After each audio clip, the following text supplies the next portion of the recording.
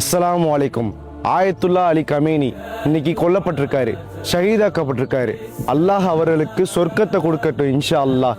என்னதான் இது வருந்தத்தக்க விஷயமா இருந்தாலும் கூட நம்ம உம்மத்துக்கு இது பெரிய விஷயமே கிடையாது. அல்லாஹ் குர்ஆன்ல சொல்றான், குல்லு நஃப்ஸி தாயிகத்துல் மௌத், ஒவ்வொரு ஆன்மாவும் மரணத்தை சுவைத்தே தீரும் சொல்றான். அல்லாஹ் மட்டும்தான் நிலையானவன், அல்லாஹ் மட்டும்தான் உயிருள்ளவன்.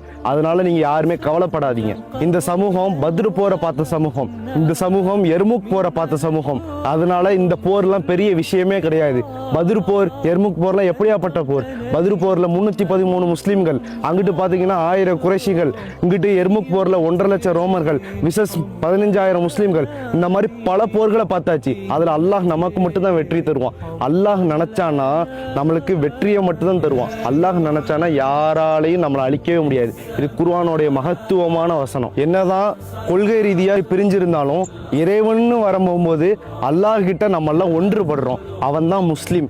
இன்ஷா அல்லாஹ் அவங்களுக்காண்டி துவா செய்யுங்க, அவங்களுடைய மறுமை வாழ்க்கைக்காண்டி துவா செய்யுங்க இன்ஷா அல்லாஹ். இதுல ஒரு ஹைலைட்டான ஒரு விஷயம் என்ன தெரியுமா? எந்த ஒரு காம்ப்ரமைஸும் இஸ்ரேல் கிட்டையும் அமெரிக்கா கிட்டையும் பண்ணவே இல்லை. அல்லாஹ் மட்டும் எனக்கு போதுமானவன் அப்படின்னு சொல்லி நம்பிக்கொண்டே இருந்தாரு. அல்லாஹ் அதுக்கேற்ற மாதிரி அவருக்கு ஷஹீதுங்கிற ஒரு அந்தஸ்தை கொடுத்துருக்கான். அல்லாஹு அக்பர். இன்னா லில்லாஹி வ இன்னா இலைஹி ராஜிஊன். அஸ்ஸலாமு அலைக்கும்.